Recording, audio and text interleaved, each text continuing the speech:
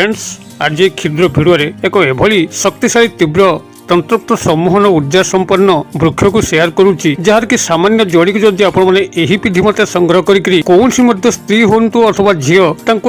हल्का भाव आग्रहण कर अजाणत तेज से ही स्त्री अथवा झील आपण प्रेम पागल हो उठिबो आपण प्रति काम भावापन्न हो उठिबो एवं एही वृक्षटी आपण मानकर समस्तंकर बाड़ी बगीचार अच्छी जहाँकि खूब साधारण मात्र यार तंत्रोक्त ऊर्जा संपन्न गुणटी को आपण माने जानि नथिबारु यार सठिक विधान जानि नांती अतएव एही भिडियो रे आपण को एही वृक्ष सह परिचित करेकरी आज जो तंत्रोक्त ऊर्जा संपन्न सम्मोहन शक्तिटी अछि ताको आपनकर अवगति करेबा एवं एहारी माध्यम रे आपण कोनसी मध्य स्त्री हुंतु अथवा झियो तांकर प्रेम को प्राप्त करिया पई तांकर थारु काम भावना को प्राप्त करिया पई जे सरल सूक्ष्म सोपान ताको आपन को जणेबा भिडियोटी को शेष पर्यंत देखंतु जदि कौन सी मध्य स्त्री अथवा झील को लेकिन आपण माने चिंतार मर्माहत अछंती आपनकर समस्त प्रेम भाव को से अग्राह्य करूचंती काम भावर प्रत्युत्तर दउनांती देखिबे से स्त्री अथवा झील आपण जे भली भाव में हल्का भाव में तांकर अजाणत केवल आग्रहण कर नउचंती सेति बेले से आकस्मिक भाव में आपण को प्रेम भावापन्न हो उठिबे काम भावापन्न हो उठिबे तेबे एही वृक्षर परिचय कौन एवं यहाकू केउ सामान्य विधि मते आपण माने संग्रह करिकरी व्यवहार कले चमत्कार फल मिलिबो निश्चित भाव में भिडियो शेष पर्यंत देखंतु चैनल को प्रथम बार आसतिले एही भली कंटेंट रे आपन को रुचि रहउतिले चैनल को थिबा लाल कलर सब्सक्राइब बटन क्लिक करी बेल आइकन क्लिक करी एवं ऑल नोटिफिकेशन ऊपर क्लिक करी चैनल को सब्सक्राइब करि नंतु जेबोली कि आमे जेतो मध्य आपण मानक सेवारे एही भली तंत्र मंत्र भिडियो अपलोड करिवो तार सर्वप्रथम नोटिफिकेशन आपण पाखरे पहुंचीबो एवं से सब को आपण माने सर्वदो देखिकरी किछि ज्ञान आहरण करि परिबे तबे फ्रेंड्स एबस नजर पकेबा एही शक्तिशाली तीव्र तंत्रोक्त सम्मोहन शक्ति ऊर्जा संपन्न वृक्ष जाकु कि आपण माने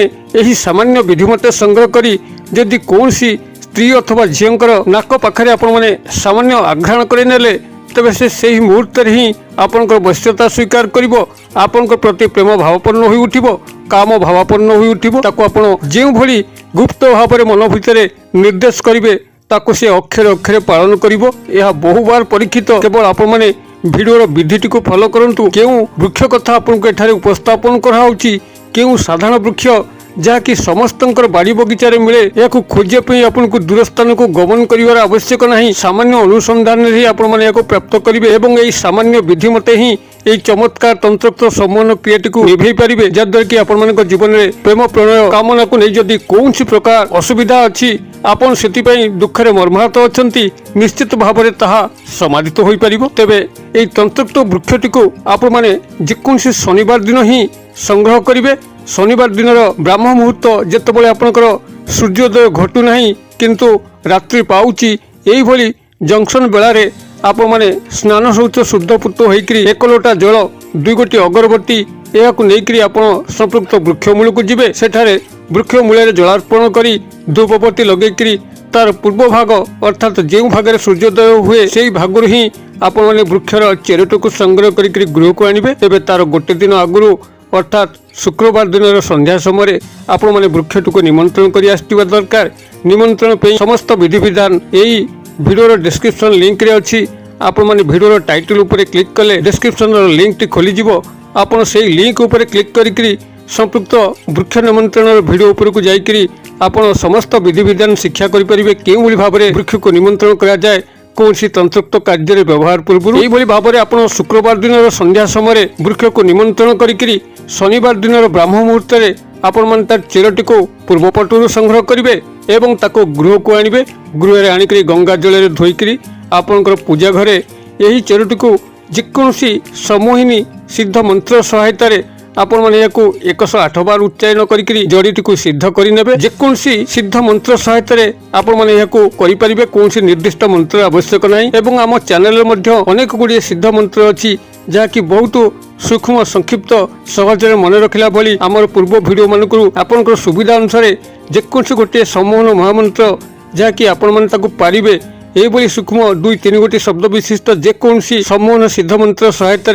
आपण माने जड़ीटी को सही शनिवार दिन रात्र समय ही सिद्ध करंतु शनिवार दिन ब्राह्म मुहूर्त आपण माने जड़ीटी को संग्रह कले शनिवार दिन रात्र समय आपण निज पूजा घर बसिकरी एहाकू सिद्ध करंतु सिद्ध करि साला परे एहाकू गोटे लाल कपड़ा रे गुड़ेकरी आपणकर पाखे पाखे रखंतु ଏବଂ ଯେତେବେଳେ ଯେକୌଣସି ଝିଅ ଅଥବା ସ୍ତ୍ରୀଙ୍କୁ ଆପଣମାନେ ନିଜର କାମନା ଉଦ୍ଦେଶ୍ୟରେ ବ୍ୟବହାର କରିବେ ତାଙ୍କ ପାଖକୁ ସନ୍ତର୍ପଣରେ ଯାଇକରି ଏହି ଜଡ଼ିଟିକୁ କେବଳ ତାଙ୍କ ନାକ ପାଖରେ ତାଙ୍କର ଅଜାଣତରେ 1-2 ସେକେଣ୍ଡ ପାଇଁ ରଖିଦିଅନ୍ତୁ, ଯେଭଳି କି ସେ ତାରକୁ ଆଘ୍ରାଣ କରିପାରିବେ ଏବଂ ଏହାର ପରବର୍ତ୍ତୀ ଚମତ୍କାର ସେହି ମୁହୂର୍ତ୍ତରେ ସଂଗଠିତ ହେବ। ସେ ଆପଣଙ୍କର ପଶ୍ଚାତ ଧାବନ କରିବେ, ଆପଣ ପ୍ରେମରେ ପାଗଳ ହୋଇ ଉଠିବେ, ଆପଣଙ୍କ ପ୍ରତି ଗଭୀର ଭାବରେ ପ୍ରେମାସକ୍ତ ହୋଇ ଉଠିବେ, ଗଭୀର ଭାବରେ କାମ ଭାବାପନ୍ନ ହୋଇ ଉଠିବେ, ଆପଣଙ୍କର ସମସ୍ତ ଅଭୀଷ୍ଟ ସେହି ତତ୍କାଳ ହିଁ ପରିପୂର୍ଣ୍ଣ ହେବ। ତେବେ ସ୍ତ୍ରୀ ଅଥବା ଝିଅଟି ଆପଣଙ୍କ ପାଖରେ ପୂର୍ବ ପରିଚିତ ଥିବା ଦରକାର। କୌଣସି ନୂତନ କ୍ଷେତ୍ରରେ ଯଦି ଆପଣମାନେ ଏହାକୁ ବ୍ୟବହାର କରିବେ ତ ଆକସ୍ମିକ ଭାବରେ କାମ ଭାବର ଉଦ୍ରେକ ହେବ ନାହିଁ, ପ୍ରେମ ଭାବର ଉଦ୍ରେକ ହୋଇପାରେ। ମାତ୍ର ଯଦି ଆପଣଙ୍କର ତାଙ୍କ ସହ ପୂର୍ବରୁ ପରିଚିତ ଅଛି, ଆପଣମାନେ ଏହି ପ୍ରକ୍ରିୟାଟିକୁ କରୁଛନ୍ତି, ତେବେ ନିଶ୍ଚିତ ଭାବରେ ସେ ଆପଣଙ୍କ ପ୍ରତି କାମ ଭାବାପନ୍ନ ହେବେ। ସମ୍ଭୋଗର ସମସ୍ତ ଅୟମାରମ୍ଭ ତାଙ୍କ ପକ୍ଷରୁ ହିଁ ଘଟିବ। ଆପଣଙ୍କର ପାଟି ଖୋଲିବାର ଆବଶ୍ୟକ ନାହିଁ, ତାଙ୍କୁ ମାଗିବାର ଆବଶ୍ୟକ ନାହିଁ, ସେ ତାଙ୍କ ତରଫରୁ ହିଁ ଆପଣଙ୍କୁ ପ୍ରେମ ନିବେଦନ କରିବେ, କାମ ନିବେଦନ କରିବେ। ତେବେ ଏହି ତନ୍ତ୍ରୋକ୍ତ ବୃକ୍ଷଟିକୁ ଏଠିକି ଶୁଣି ରଖନ୍ତୁ। ଆପଣଙ୍କୁ ଏଥିପାଇଁ 2ଗୋଟି ତନ୍ତ୍ରୋକ୍ତ ବୃକ୍ଷ ଏକାବେଳେ ହିଁ ଆବଶ୍ୟକ। ଗୋଟିଏ ହେଉଛି ଆପଣଙ୍କର ଶ୍ଵେତ ଅରଖ ଗଛ, ଯାହାକି ସମସ୍ତଙ୍କର ବାଡ଼ି ବଗିଚାରେ ମିଳେ। ଆପଣଙ୍କର ଅରଖର ଯେତେ ଗୋଟିଏ ପ୍ରଜାତି ଅଛନ୍ତି, ଶ୍ଵେତ ଅରଖ, କୃଷ୍ଣ ଅରଖ, ପୀତ ଅରଖ, ଆପଣଙ୍କର ଶ୍ଵେତ ଅରଖ ହିଁ ଆବଶ୍ୟକ ହେବ, ଯାହାର କି ଫୁଲ ଗୁଡ଼ିକ ଧଳା ଧଳା। ଏବଂ ଆଉ ଗୋଟିଏ ହେଉଛି ଆପଣଙ୍କର ଅପାମାର୍ଗ ଗଛ, ଯାହାକି ଜଙ୍ଗଲ ଚିରଚିଟା କୁହାଯାଏ। ଏହାର ଫଳ ଗୁଡ଼ିକ କଣ୍ଟକ ସଦୃଶ ହୋଇଥାନ୍ତି। ଯେତେବେଳେ ଆପଣମାନେ କୌଣସି ବଣୁଆ ଜାଗାରେ ବୁଲୁଥାନ୍ତି, ଦେଖିବେ ଆପଣଙ୍କର ସାର୍ଟ ପ୍ୟାଣ୍ଟରେ ଏହି ଅପାମାର୍ଗର ମଞ୍ଜି ଗୁଡ଼ିକ, ଯାହାକି ପାନ ମଧୁରୀ ଭଳି ହୋଇଥାଏ, କଣ୍ଟା ସଦୃଶ ହୋଇଥାଏ, ଆପଣଙ୍କର ପୋଷାକ ପତ୍ରରେ ତାହା ଲାଗି ଯାଇଥାଏ। ଏହା ହିଁ ହେଉଛି ଆପଣଙ୍କର ଅପାମାର୍ଗ ଗଛ। ଅପାମାର୍ଗ ଉପରେ ଏବଂ ଶ୍ଵେତ ଅରଖ ଉପରେ ମୁଁ ପୂର୍ବରୁ ଭିଡ଼ିଓ ମାନଙ୍କରେ ବହୁବାର ଚିତ୍ର ସହ ପ୍ରଦର୍ଶିତ କରିସାରିଛି। ଯଦି ଅପାମାର୍ଗ ଗଛକୁ ଆପଣମାନେ ଜାଣିନାହାନ୍ତି, ଶ୍ଵେତ ଅରଖ ଗଛକୁ ଆପଣମାନେ ଜାଣିନାହାନ୍ତି, ଆମର ପୂର୍ବ ଭିଡ଼ିଓ ଗୁଡ଼ିକୁ ଦେଖନ୍ତୁ। ଆପଣ ସହଜରେ ଶ୍ଵେତ ଅରଖ ଗଛ କାହାକୁ କୁହାଯାଏ, ଅପାମାର୍ଗ ଗଛ କାହାକୁ କୁହାଯାଏ ଚିହ୍ନଟ କରିକିରି ଆପଣ ଏହି ତନ୍ତ୍ରୋକ୍ତ ସମୂହ କ୍ରିୟା ମତେ ବ୍ୟବହାର କରିକିରି ନିଜ ଜୀବନରେ ଆସୁଥିବା ସମସ୍ତ ପ୍ରେମ ପ୍ରଣୟ କାମନାଜନିତ ସମସ୍ୟାକୁ ସମାଧାନ କରିପାରିବେ। ମୁଁ ଆଶା କରେ ନିଶ୍ଚିତ ଭାବରେ ଆପଣଙ୍କର ଭିଡ଼ିଓଟି ବୋଧଗମ୍ୟ ହେଉଛି। ଯଦି ଭିଡ଼ିଓଟି ଆପଣଙ୍କୁ ବୋଧଗମ୍ୟ ହେଉଥାଏ, ଭଲ ଲାଗୁଥାଏ, ତ ଭିଡ଼ିଓକୁ ନିଶ୍ଚିତ ଭାବରେ ଗୋଟେ ଲାଇକ୍ କରିବେ, ସାଙ୍ଗସାଥୀ ମହଲରେ ଯଥେଷ୍ଟ ମାତ୍ରାରେ ସେୟାର କରିବେ। ଭିଡ଼ିଓର କ୍ଷୁଦ୍ର ପରିସର ମଧ୍ୟରୁ ମୋତେ ଏଇଟା ଆଜି ବିଦାୟ ଦିଅନ୍ତୁ। ପୁଣି ଆପଣମାନଙ୍କ ସହ ଦେଖା ହେବ ଆଉ ଏଇଭଳି ଏକ ଶିକ୍ଷଣୀୟ ଭିଡ଼ିଓରେ। ସେ ପର୍ଯ୍ୟନ୍ତ ଦର୍ଶକ ବନ୍ଧୁ ଆପଣମାନେ ସମସ୍ତେ ମଙ୍ଗଳମୟଙ୍କ କୃପାରୁ ଭଲରେ ଥାନ୍ତୁ। ରହୁଛି।